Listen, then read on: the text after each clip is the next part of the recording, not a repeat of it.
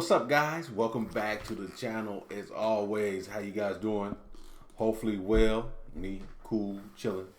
Hey, listen. Let me know where you're from. Where are you watching this YouTube video from? Let me know in the comment section, and I will hit you up with a hello, what's up? Besides that, let's go. So we know that Donald Trump, he just raised the tariff prices on steel and aluminum 25%. Let's see what's going on. Our girl here, she doesn't have she loves telling Donald Trump how she feels. The EU retaliates against Trump's new metal tariffs. Full remarks. Let's see what she got to say. I like the way she talks to him, like a big sister. And she might be younger than him, but still, she treat him like he's a little brother. Little brother, get in line. Let's go. Good morning. Hello. The trade relations between the European Union and the United States are the biggest in the world. They have brought prosperity and security to millions of people, and trade has created millions of good jobs on both sides of the Atlantic. As of this morning, the United States is applying a 25% tariff on imports of steel and aluminum. We deeply regret this measure. Tariffs are taxes. They are bad for business and worse for consumers. They are disrupting supply chains. They bring uncertainty for the economy. Jobs are at stake, prices up. Nobody needs that on both sides, neither in the European Union nor in the United States. That's right. The European Union must act to protect consumers and business. The countermeasures we take today are strong but proportionate. As the United States are applying tariffs worth $28 billion, we are responding with countermeasures. Well, hold on. $28 billion. Now, hold on. Is Trump putting the American people first when he does these type of things?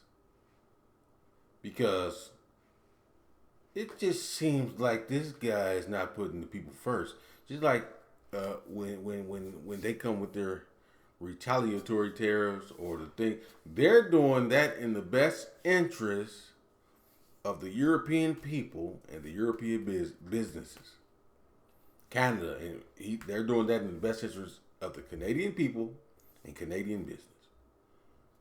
Trump, are you doing this in the best interest of Americans? I don't think he is. Let me know what you guys think. I don't think it's in the best interest of Americans. I think it's like, man, listen.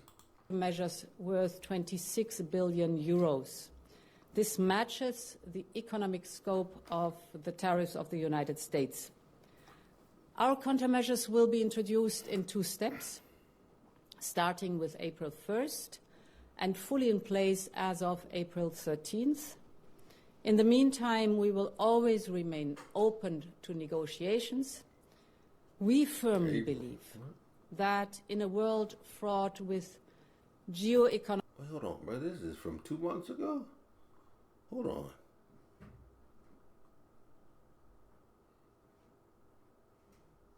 on. Now, okay, this is 2 months. Hold on, this is 2 months ago. Oh my God, this isn't about how he just did this like, 3 or 4 days ago? Where he raised it up another 25%? Oh. Economic and political uncertainties. It is not in our common interest to burden our economies with such tariffs. We are ready to engage in a meaningful dialogue.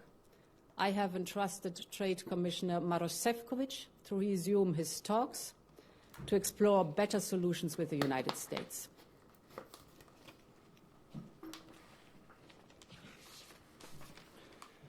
Thank you very much, Madam President. Let me also start by echoing the sentiment of deep regret. Today's tariffs from the United States take us in a wrong direction, and the reason is manifold. The EU-US trade partnership is well-balanced and highly profitable for both sides. It's the biggest trade relationship in the world. On steel and aluminium particularly, we share some of the challenges, for instance, global overcapacities driven by non-market practices. And the EU here is clearly part of the solution, not the problem. Last month, during my visit to Washington to raise these points, it was indeed clear that the EU is not the problem, making today's measures even more unjustified. I argue to avoid the unnecessary burden of measures and countermeasures, but you need a partner for that. You need both hands to clap. The US administration has opted to pursue a harmful course of unjustified tariffs, leaving us with no choice but to respond, and that's exactly what we are doing. First, as of April, we'll automatically reinstate our current suspended rebalancing measures from 2018 and 2020, effectively targeting 4.5 billion euros worth of US goods exported to us. And second, the Commission is taking decisive steps towards the package of additional countermeasures applying to 18 billion euros of US exports to the EU. Over the next 2 weeks, we will consult with the key stakeholders to help us shape this new package. The objective is to counterbalance the increased trade value affected by the US tariffs while minimizing the impact on European businesses and consumers. But the disruption caused by tariffs is avoidable if the US administration accepts our extended hand and works with us to strike a deal. So under the President's leadership, I'm ready to negotiate. War of words is not over. Elon Musk just posting on his social media site a short time ago.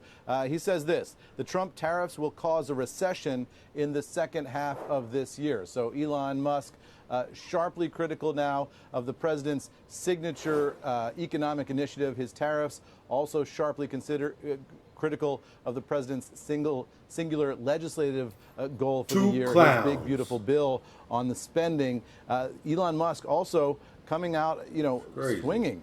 I'm sort of at a loss for words here, how to characterize this at this point, guys, suggesting that he agrees with a user on social media who says that the president should be impeached and should be replaced by J.D. Vance, his vice president, who we haven't heard from, by the way, as all of this has been going on. Elon Musk also suggesting that President Trump's name is in some Epstein files that are being hidden, and that's why they're being hidden. I mean, this is getting very deep and very personal, and much of the country has been watching this afternoon. Kanye West weighing in, trying to be sort of a peacemaker here, maybe the sane man in the conversation, suggesting that he's upset that the two are arguing, saying we love you both so much.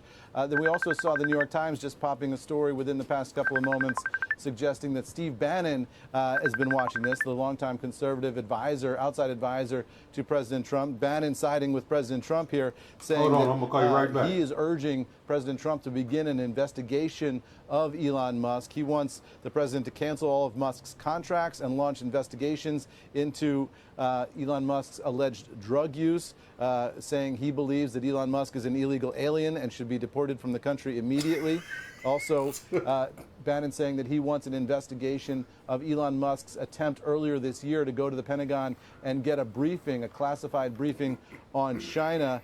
Bannon saying that Musk's security clearance should be suspended during these investigations. That, according to the New York Times, obviously a security clearance, vitally important if you're an enormous defense contractor who deals with some of the nation's most sensitive intelligence guys. So the fallout here, national, global, epic. It deals with politics, it deals with business, and a good portion of the country is just watching it with their jaws on the floor, guys. Yep, he's going to cause a recession, see? That's what I'm saying. Yeah, and that was 2 months ago they talked about that video. Was 2 months ago. This one here was just a few days ago. Hey, man, it's looking bad out here for us.